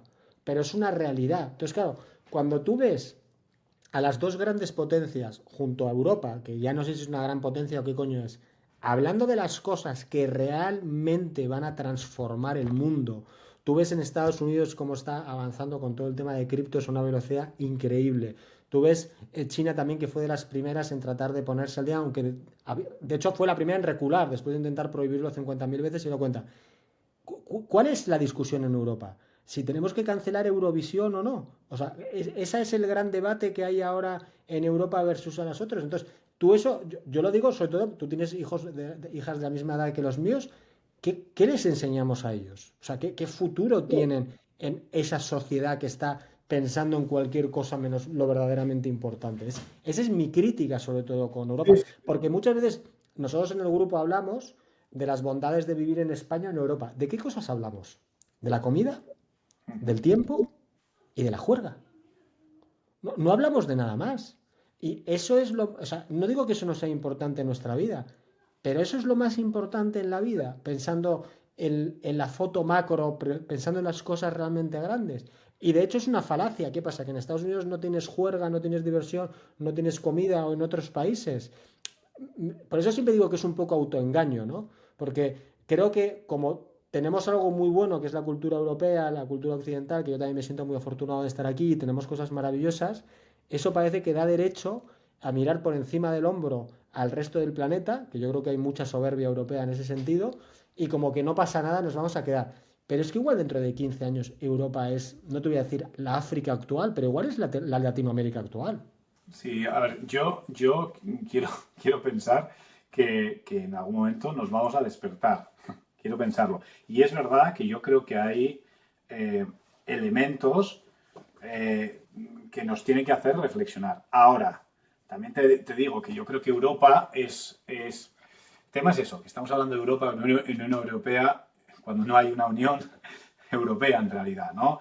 Pero sí que es verdad que al final, cuando tú coges el mundo globalmente, dices, eh, Europa tiene un sistema de bienestar que es verdad. A mí, yo he vivido en Estados Unidos un año, en Inglaterra, en Reino Unido muchos años, y en España, cuando digo se vive mejor en la sanidad, comparado con el Reino Unido, es mucho mejor. Comparado a Estados Unidos, si tienes dinero, no. Pero para la media, sí. Sí, es mejor, sin duda. La educación, no. Yo creo que la de Reino Unido, la de Reino Unido es Años luz. años luz, para mí es de las mejores, mucho mejor que la de Estados Unidos. Pero lo que yo sí que, los últimos años desde hace unos 10 años he estado eh, teniendo que tratar y teniendo que viajar a Asia, yo ahí me he quedado sorprendido, porque en el Oriente Medio he estado y en el Oriente Medio tenemos los planes, pero yo creo que tienen una falta en muchos países del Golfo, por ejemplo, tienen una falta de, son tan elitistas que realmente no están acostumbrados a trabajar duro. Y después los países que no están en la zona del Golfo, los países más en la zona de, pues bueno, el norte de África, etcétera, pues hay gente muy buena, pero la base educativa no llega al El suficiente. ecosistema todavía El no está. sistema no les va a ayudar a dar la vuelta no de manera rápida. Pero en Asia, en este de Asia sobre todo, te estoy hablando Corea, Corea del Sur Vietnam, es una pasada. Singapur, o sea, yo veo el hambre que tienen, y cada vez que vengo a Europa digo, wow, nos van a comer. Esta gente nos va a comer, porque tienen un hambre, pero tienen un hambre... pero no me refiero ya al hambre solo de ganar dinero, es que tienen una curiosidad, cualquier innovación que sale, quieren estar encima. Creo que a veces, por ejemplo, el sistema educativo de Singapur, a mí me parece excesivo la presión que ponen a los niños, es cierto, pero realmente el nivel la organización que tienen, en la colaboración público-privada en muchas cosas, que Los después incentivos que los hablamos. incentivos es verdad que son economías más controladas, pero es que para mí eso es un poco una falacia, porque nosotros no estamos muy controlados nosotros, es que en Europa pensamos que no, somos, ¿qué dices? Pero si estamos muy controlados, pero controlados de una manera que no creo que es muy positiva, porque es un poco el paternalismo ese, ¿no? Ujú. Todo el mundo puede hacer lo que quiera, todo el mundo puede estudiar lo que quiera, todo este país es opciones. Opciones depende de las opciones, porque hay muchas cosas que no podemos hacer bien. No tenemos buenos centros de investigación, no tenemos una visión de hacia dónde queremos ir ni en qué nos queremos especializar. Muchos de estos países lo tienen y han salido a otros sistemas educativos y ahora vuelven gente muy preparada. Y ahora de repente están dando con la tecla y si tú ves el nivel de innovación, yo cada vez que profesionalmente estamos buscando socios, me voy hacia esa zona del mundo, mucho más que a la zona de Europa. Y no es para costes que dicen, no, es que no, vete a India y tal. No, no, en India es otro tema que es para otro día. Oye, que muchos de estos países tienen una renta per cápita igual o mayor que la media europea. Y aún Singapur. así, claro, y aún así vas allí porque dices, es que hay mucha iniciativa. Y esta gente viene con mucha hambre. Y mi generación, la generación de mis hijas, porque tú y yo creo que para cuando esto nos llegue, quizás ya estamos pues cerca de tenemos suficiente con lo que hemos ahorrado para no estar nerviosos, pero la generación siguiente que viene va a tener que competir con ella. Es que Mucho. no Es nos lo que te damos decía cuenta. antes. Yo pienso en mis hijos lo que van a tener que competir. Nosotros nos va a dar tiempo a ahorrar e invertir, que es importante el mensaje, e invertir para hacer crecer ese ahorro y no vamos a tener problemas. Yo ya sé que la vida la tengo hecha, pero yo no quiero hacerles la vida a mis hijos. O sea, Sí, obviamente dejarles todo lo que pueda, pero quiero que ellos puedan hacerse la vida como yo lo pude hacer y como lo has podido hacer tú y como lo pudo hacer nuestra generación. En el caso de Singapur, que se suele siempre menospreciar porque no está dentro, por ejemplo, no está en PISA, entonces la comparativa de educación es más difícil, la educación es un estado-nación, entonces te vienen con el cuento de que es pequeño, pero luego te sacan Suecia, que tiene 10 millones de habitantes, que tampoco es gigante, o sea, hay comparaciones ahí que siempre tramposas, pero yo digo, Singapur, cuando nació al final de los 60, 70, tenía, o sea, estaba en la más absoluta de las pobrezas, tenía la mitad de la renta per cápita de Italia y de España. Hoy tiene más del doble. sí, sí. Y tiene Y, una sanidad que es universal, por cierto, privada universal, o sea, se puede tener privada universal de las mejores del mundo. Tiene una educación que los estudios que hacen al tratar de convalidar con PISA te sale también de las mejores del mundo. Y o sea, y el mensaje es, coño, no hay un destino manifiesto. Que a mí me revienta mucho el tema de no, yo nací pobre o o mi país es tal y ya no puedo. No, no, hay mucho, Singapur es uno, pero hay muchos ejemplos de que se puede dar la vuelta cuando hay incentivo, cuando hay esfuerzo y cuando hay trabajo. Otro problema cultural de Europa, no sé si en Estados Unidos está igual, pero en Europa está, es el tema de ya no solamente menospreciar, sino vilipendiar la meritocracia. A mí me ha sorprendido muchísimo porque no estaba tampoco exponiéndome tanto fuera de mi círculo, pero en este último año que lo he hecho con las redes sociales, la cantidad de críticas que se hace a la meritocracia diciéndote que es peligroso vender eso a los jóvenes. Digo, pero vamos a ver, ¿cómo va a ser peligroso decirle a alguien que si tú te formas, peleas y lo haces sostenido en el tiempo, esa es la mejor receta para mejorar? No te digo que te vayas a hacer millonario, no te digo que puedas hacerlo todo. Yo no soy de impossible is nothing. No, no todos podemos ser Messi y Cristiano Ronaldo, no todos podemos ser Warren Buffett. Pero que esa receta, ese camino es mejor que quedarte en el sofá viendo series de Netflix y comiendo ganchetos y no haciendo nada, creo que no debería ser debatible. O sea, creo bueno, que no debería generar ningún que tipo de realmente controversia. En muchas veces. Asia, en los países que tú dices, no hay ningún tipo de discusión de esta. No, pero es que además, a ver, muchas cosas de eso que tú dices, yo creo que por los temas que tú sueles tocar, la gente que te lo critica es te están un poco criticando más el sistema que ellos interpretan, que al final son los sesgos, ¿no? Que es un poco algo más capitalista, ¿no? Decir, oye, tú es que, claro, es peligroso porque estás haciendo a una sociedad, estás impulsando una sociedad materialista. Y yo lo que entiendo con lo que te estás diciendo, y desde luego es lo que yo pienso, es que me da igual que sea material, me da igual lo que hagas. Si es un artista, es un actor, eres un pintor, eres un cantante, eso es lo que intentas, ¿no? Intentas trabajar duro, formarte lo mejor posible en lo que sea que te quieras formar y hacerlo lo mejor posible. Y claro que un actor Javier Bardem, que seguro ideológicamente está en las antípodas de donde estás tú, pero Javier Bardem seguro que está súper orgulloso del Oscar que ganó. O sea, Y seguro que o sea, fíjate, yo tengo un desprecio personal, y lo digo públicamente, a la figura de Javier Bardem que me revienta.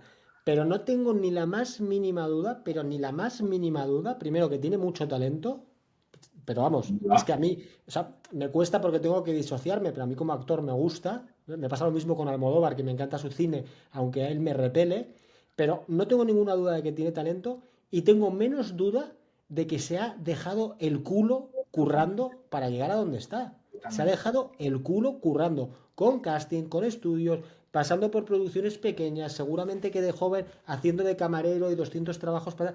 No tengo ninguna duda. De hecho, si te pones a pensar las grandes personalidades de cualquier ámbito, me da igual que sea música, deporte, finanzas, empresas, lo que quieras, ¿cuántos ejemplos hay de gente que no ha trabajado fuerte? Que sí, que no, por Es eso. que es lo raro. Por eso te digo que yo creo que cuando el mensaje se quita un peso político y se dice, oye, ¿cuál es el mensaje? Trabaja duro, intenta ser lo mejor que puede ser en algo que te guste, claro que sí, algo que piensas que se te puede dar bien, y oye, y ya verás cómo esa receta te va a llevar a tener una vida más feliz que cualquier otra receta. Ahora, donde llegues, pues Bardem, todo eso que ha hecho, ha trabajado, y como Bardem habrá habido otros 200 y solo ha llegado él. Pues oye, hay una parte de suerte y una parte de talento natural.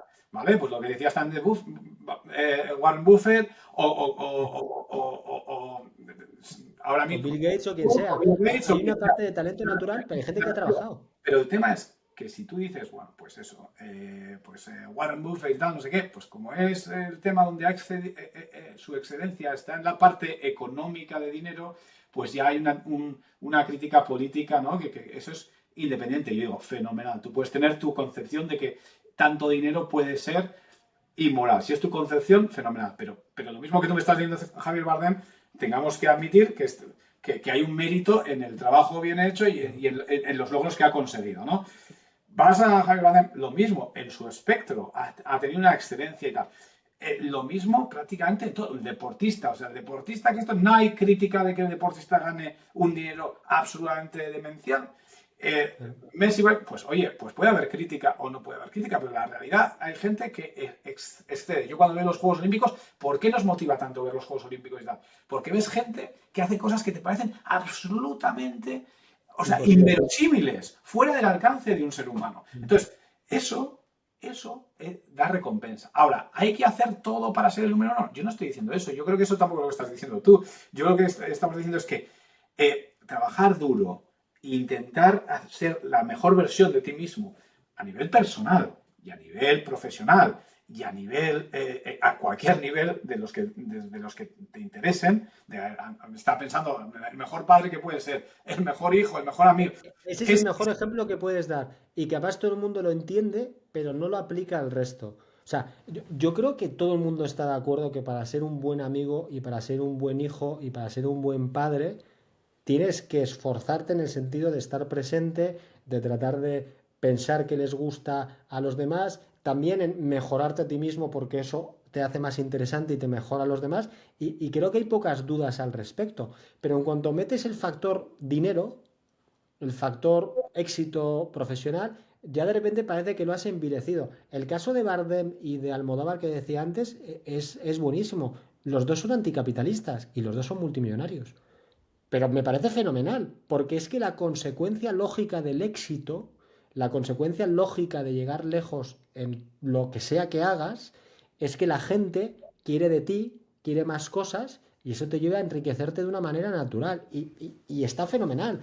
También puedes buscar la excelencia en otras cosas, en escribir libros, en, yo qué sé, en surfear, en cualquier cosa. O sea, en una maratón, amigos nuestros que quieren de sueño correr una maratón, que no les va a dar dinero, ¿cómo lo van a conseguir más fácil? Si todos los días se entrenan o si entrenan una vez de cada 10 días. Pues será si todos los días se entrenan. Es que son cosas como muy de sentido común que desgraciadamente lo dejamos cuando entra el tema del dinero porque hay una mala concepción del dinero. De todos modos, vamos a ir cerrando porque llevamos hora y media, nos estamos extendiendo muchísimo. Nos hemos dejado muchas cosas para el tintero para una segunda. Y vamos a cerrar con un mini tema rápido pero que creo que es muy importante, que lo hemos dejado en el tintero, y ese inicio además me gusta porque creo que aquí vamos a discutir un poquito. ¿Son los impuestos un robo o no lo son? Para mí, lo son. Para mí, porque si no se llamarían voluntarios. Los impuestos son coactivos y toda coacción es un robo. Son un robo legalizado, si queremos, pero son un robo. Y ahí veo también mucho tú y tu Blue Rayo, en eso estáis muy de acuerdo. Eh, yo no lo veo como un robo. Yo la verdad es que sí que pienso que un sistema redistributivo es algo positivo en una sociedad avanzada, en una sociedad que tiene un cierto nivel de bienestar y, y además creo que hay servicios, entre ellos los que hemos comentado, que necesitan. ¿No? Podemos hablar de la eficiencia, que ya hemos hablado largo y tendido, y de si las cosas se están haciendo bien. Pero yo sigo creyendo que hay ciertas partes de la sociedad que necesitan financiación, y los impuestos es oye, vives en esta sociedad, pues entrega una parte de lo que tú generas, porque también estás recibiendo otra parte. Y después, es verdad que ahí podemos entrar es una parte lógica o no es lógica, es demasiado poco, etcétera. Pero cuanto más ganas, más impuestos deberías pagar. Sí, sí, desde mi punto de vista, sí, siempre que haya una sociedad, una parte de la sociedad que tenga más complicado, bueno, pues que haya que apoyarla, ¿no? Que podemos hablar de gente que no puede tener acceso al mercado de trabajo por diferentes motivos, puede haber gente que necesite, pues eso, apoyo en cuanto a violencia doméstica, en cuanto a bueno, a diferentes circunstancias de la vida, orfanatos, comedores sociales, etcétera, etcétera. Entonces, bueno, yo sí que creo, ahora, los niveles que tenemos en España son los adecuados, no, eso es otro debate en el que ahí estaremos más cerca, pero que impuestos son un robo, pues yo no los veo, veo son como una especie de necesidad, no necesidad, pero un instrumento social útil en sociedades avanzadas. Mira, te voy a hacer dos preguntas. ¿Cuánto dirías que es la gente que marca la casilla de no me devuelvas impuestos cuando te da la declaración a devolver? ¿Cuánto dirías que es en España aproximadamente? Pues Tengo el dato de 2023. Estoy jugando con trampas porque lo he mirado antes, ¿eh? muy pequeño, muy pequeño. Mira, no te voy a hacer sufrir porque sería hacer trampas que yo no he mirado. Es un 0,36%. Sí. Entonces, eso te indica una cosa, y yo creo que es incontestable, que mucha gente tiene tu discurso, pero yo creo que mucha gente piensa que es así porque es el dinero de los demás. Porque cuando les toca a ellos dar ese dinero, ya no lo ven tan bien. Son unas 47.000 declaraciones al año las que dan a devolver. O no son 100 ni 200. Es mucha gente la que da. Entonces, eso punto uno, que yo creo que hay una concepción de mucha gente que dice que los impuestos están bien y que hay que subir los impuestos, pero siempre jugamos con el dinero de los demás, ¿no? Había una frase que a mí me encanta de Thomas Sowell, que es uno de mis economistas de referencia, que dice: nunca entenderé por qué es egoísta quedarte con tu dinero, pero no es egoísta quedarte con el dinero de los demás. Que eso al final es el tema de la redistribución y de los impuestos. Y luego aquí caemos en la falacia lógica. El dinero que se gasta, mejor dicho, en gasto social, de lo que tú has dicho, que yo, por cierto, como liberal libertario, estoy de acuerdo, ¿eh? Yo soy liberal libertario, de hecho yo soy minarquista y no anarcocapitalista. O sea, yo creo que tiene que existir un Estado porque es difícil coordinarse socialmente. Lo has comentado tú antes, por ejemplo, en justicia estamos bastante de acuerdo. En el ejército también creo que es difícil que nos organizáramos con milicias. Y también en el apartado de, oye, la gente que se queda fuera del sistema por muchas razones, que se queda fuera del sistema, hay que ayudarle. Eso es un 2-3% del PIB. Hasta el 40%. O sea, lo que te quiero decir, se utilizan estos argumentos que yo creo que son válidos, pero se utilizan para justificar una cosa que es injustificable, que es un tamaño del Estado vía impuestos absolutamente alarmante. Y luego tú decías, oye, quien gana más tiene que aportar más, claro, pero eso no justifica los impuestos progresivos. Si tú ganas 300.000 y yo gano 100.000, no hace falta que mi IRPF esté al 30 y el tuyo al 10. Los dos al 10, yo ya estoy pagando más. O Sí, sea, sí, sí. ¿sabes Entiendo. por dónde voy, no? Entonces, Sí, yo creo que los argumentos son buenos y yo estoy básicamente de acuerdo contigo, pero creo que se utilizan para conseguir otra cosa. O sea, se utilizan esos argumentos que son buenistas para sacar lo máximo posible diciendo a los ricos, pero realmente es a todos. Porque cuando tú tienes un Estado que se acerca al 50%, por definición tienes que coger impuestos de todo el mundo, porque aunque solo grabaras el 50% más rico, tendrías que grabarle al 100% para tener un Estado del 50%, cosa que es imposible. Con lo sí. cual, en los Estados europeos, de entre el 40 y tantos de España y el 60-70 de Francia, obviamente estás grabando a todo el mundo, no estás grabando solo a los ricos, porque no dan los números. Otra parte de educación que la gente no se da cuenta. Entonces, para mí esa es la mayor crítica y es otro debate imposible de abrir. Porque claro, yo en cuanto digo los impuestos son un robo, pues ya te puedes imaginar las cosas que me dicen, que menos guapo me pueden decir cualquier cosa, ¿no? Entonces, Sí, a esa es ver, mi crítica. yo creo que en el primer punto que tú has sacado, que era con lo que cuánta gente da a que no me devuelvan, 0,34%, cosa que no me sorprende. Yo mismo, si me da a devolver, yo lo quiero quiero que me devuelvan. Eso, pero también hay una parte, ¿crees que, o sea, o sea, yo pensando que yo es justo que yo pague impuestos, también pienso cuando veo pues lo que aporto y veo también los beneficios que tengo, digo, ¿creo que he aportado suficiente? Sí. ¿Puedo pensar que incluso he aportado demasiado? También lo puedo pensar. O sea, Seguro. y ese es otro debate, pero yo creo, o sea, que, con lo cual, si pienso que he aportado suficiente o más que suficiente, si tengo posibilidad que me devuelvan, porque ya me parece que he cumplido mi parte de justicia. Entonces, yo creo que mucha gente que hará lo mismo, no es que no crean los impuestos, que diga, yo ya he cumplido, ahora que me dé. No abuses, ¿no? No abuses. Puedo pensar esto de manera de principios y yo no estoy en contra de pagar impuestos, pero sí que es verdad que cuando si me da de devolver, yo pienso que mi aportación ya ha sido más que suficiente. Y ahí viene un poco lo que hemos hablado en el primer tema. Creo que los impuestos tienen que estar ahí. Creo que nuestra sociedad está usando esos impuestos de manera eficiente y de manera eh, inteligente, si Correcta, quieres. sí. Pues no, no. Entonces, claro, ahí yo, el peso, lo que hablamos antes, yo quiero un Estado social más ágil y más ligero y que sea más fácil de financiar.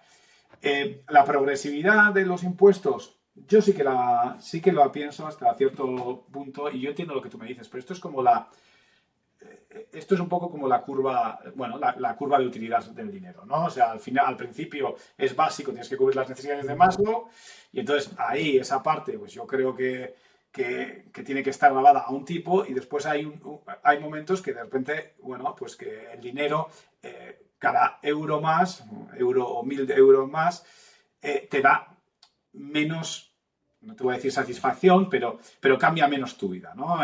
Entonces, ese exceso, tú puedes decir, oye, mira, pues a cubrir las capacidades de Maslow le voy a grabar esta manera y en cambio para financiar ciertas cosas, pues a esta persona que ese exceso no le va a cambiar mucho la vida, le puedo grabar más. ¿Es debatible? Es debatible. El que gana, si tuviésemos un tipo fijo para todos, el que gana más pagaría más, sin duda. Yo sí que creo que hay ciertas cosas que por lo Pero menos. es que fíjate, ahí hay un problema. Y esto yo creo que va a ser lo más controvertido que voy a decir en la hora y 40. Mira que hemos dicho bastantes barbaridades. Cuando, cuando tú dices, oye, a gente que gana mucho le quito porque al final no le estoy cambiando tanto la vida, que puede ser, porque es verdad que el dinero tiene cierta utilidad y cada vez es más difícil un salto de escalón. Yo filosóficamente no estoy de acuerdo porque creo que sigue teniendo que ser una decisión de cada uno, pero te puedo comprar el argumento. Pero hay un problema que tú dices, yo le quito al que más gana porque creo que genera una sociedad mejor. Pero ahora viene la pregunta del millón de dólares. ¿Ese dinero qué genera más para la sociedad? ¿O dónde genera más para la sociedad? ¿En las manos del que lo ha generado, que por tanto ha llegado a unos niveles de excelencia, tiene una capacidad de producir, de generar bienes, de liderar, etcétera? ¿O del gobierno que todos sabemos que no funciona para nada? Sí, Es que incluso en el propio. Claro, lo que pasa es que este es un argumento muy elitista que entonces te pueden lapidar al segundo de decirlo. Pero es la realidad. Yo pienso que 100 millones de dólares están mejor en manos de Elon Musk que en el gobierno de Estados Unidos. Creo que Elon Musk va a hacer más cosas y mejores para la sociedad con esos 100 millones que en Estados Unidos.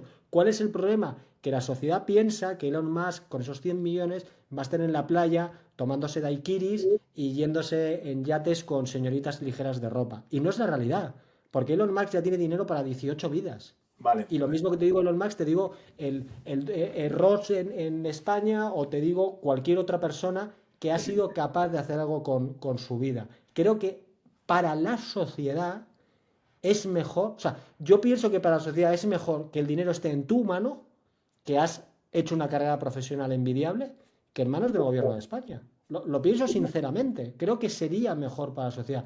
Por eso estoy en contra de la progresividad, porque tú ya vas a aportar más. Tú te vas a Sí, comprar un coche más caro, te vas a comprar una casa más cara, vas a comprar bienes más caros. De hecho, de los impuestos, si hubiera un estado mínimo como a mí me gustaría, creo que el único impuesto que dejaría es el impuesto al consumo. Me parece el más justo de todos. De hecho, los nórdicos, por cierto, otra vez los nórdicos, sobre todo donde tienen más peso de sus impuestos es en el IVA, es en el consumo mucho menos que el resto, porque han entendido que eso es lo más justo por la sociedad. Entonces, de nuevo, creo que realmente los argumentos son buenos, pero se utilizan para fines que no son tan positivos para la sociedad. ¿sabes el tema? El tema al final de todo esto es que la fe que tienes en los que te gobiernan. Es decir, a ver, la gente que más gana, el coche, tal, eso lo van a gastar igual, ya te lo digo yo. O sea, Igual. no depende de que le quites un 0,5% más o menos. Ese 0,5, entonces la gente, que también yo creo que hay un pecado de envidia, y ese es uno de los peores, pues la gente siempre dice, ostras, para que se esté ahí en un banco cuando le sobran millones, pues que lo ponga aquí. Sí, fenomenal, pero después también vimos cuando Amancio Ortega decide usar esos millones para esto y hay crítica porque no lo debería hacer él, lo debería hacer Estado. Sí. Y yo siempre pienso, ¿quién se está preocupando del resultado? El resultado es una mejora para la sociedad. No sé por qué hay tanta obsesión que tenga que ser el ente público el que lo haga cuando... Pero bueno, diferente debate, pero sí que yo creo que ahí el que se va a gastar ese dinero se lo va a gastar en el coche, la casa mejor, etcétera, etcétera. No, o sea, a no ser que le ahogues y en ese caso, pues ya es otro tema. Para mí el tema de lo que tú dices y la pregunta que yo creo que te haría, que no sé si tendremos tiempo para responderla, pero es, si hubiese un Estado en el que usasen el dinero como se dice en inglés, que ahora no me está saliendo la palabra en castellano, accountability, ¿no? Y Sí, que, sí, con que, que, responsabilidad, que responsabilidad, lo fiscalizaran, sí. y que se sepa y que realmente haya. Y es un poco eso, ¿dónde va ese dinero? ¿Qué bien hace para la sociedad? Si pudiésemos responder a esa pregunta y lo pudiésemos ver y pudiésemos medir o sea, si fuese un Estado que realmente, oye, toma responsabilidad sobre ese dinero que te está quitando, ¿no? Eh, y tú de repente vienes esos trapos. Es un Estado que sí que lo usa bien para fines igualitarios, para no sé qué. ¿Estarías contento con esa o te seguiría pareciendo que no es la manera de... Mira, obviamente aquí hay dos temas, ¿no? Una cosa es si filosóficamente me gustaría, la respuesta es que no, porque creo que aunque tú tengas un buen amo, sigues siendo un esclavo. Este es el debate del buen amo, ¿no? Que lo Sí, hemos hablado muchas veces. Digo, oye, coño, pero si tu amo te da casa, te da comida, te trata bien y no tal, digo, fenomenal, prefiero eso al que me latiga, me viola y no me da de comer, pero sigo siendo un esclavo, con lo cual no está bien. Pero puestos a ser prácticos, que yo me considero práctico también, prefiero ese escenario que el otro. Por eso yo te decía, yo no estoy, o sea, yo prefiero, por ejemplo, pasar a que la financiación de la sanidad y la educación siga siendo pública, es decir, te sigan quitando, no voy a decir la palabra, sigas aportando vía impuestos si queremos, pero que la gestión sea privada al escenario actual. Sigo pensando que es mejor que la financiación sea privada, pero creo que ese escenario, creo que ese sistema daría mejores resultados que el actuales. Pero el problema con el Estado es, vuelvo otra vez, el tema de los incentivos. Creo que no existe un buen amo. que sí, que Porque sí. creo que los incentivos de la política, primero, atraen a gente sin escrúpulos y sin moral, y cuando atrae a gente buena, acaba siendo totalmente devorada. Y lo hemos visto en infinidad de escenarios. Entonces, en un mundo idílico en el que los seres humanos no fuéramos como somos y fuéramos tal, ¿cuál es la manera más parecida a lo que tú dices? Y de hecho demuestra que tienes razón. ¿cuáles son los países o las zonas geográficas o las formas de organización social que tienen menos corrupción? Las más pequeñas. En los estados cantonales como en Suiza hay menos corrupción porque es una cosa más pequeña y es más difícil salirse. Liechtenstein, que es un país enano, casi no tiene corrupción porque tú puedes ver al primer ministro tomando un café en la esquina porque tiene 4 calles. De hecho, Dinamarca, que es uno de los países con menos niveles de corrupción del mundo, cuando creo que hace 10 años hicieron una reorganización de sus cantones, no se llaman cantones, pero para entendernos, y los agruparon, pasaron de ser más pequeños a más grandes. ¿Qué hizo la corrupción? Subir. Mira. En el país menos corrupto del mundo, con la sociedad más cívica, en cuanto hubo un incentivo para ser más corrupto, que es, oye, cuanto más grande eres, más fácil es disfrazar partidas, Anónimo, sí, más la anónimo. corrupción aumentó, pero es porque el ser humano es así. Es como si tú me dices, oye, yo tendría algo en contra de la redistribución si no existiera la envidia. Bueno, podría tener algo, pero menos. Pero es que la envidia existe. Sí, También sí, existe la avaricia, también existe la ira, también existe. Entonces, cierto, cierto, ese es pero, el problema conceptual. Por eso yo abogo por un estado mínimo, porque creo que no es solucionable esos temas. Entonces, como no son solucionables, digo, coño, ya que hay un tío que tiene un hacha, que tenga la hacha más pequeña. sí, sabes el tema.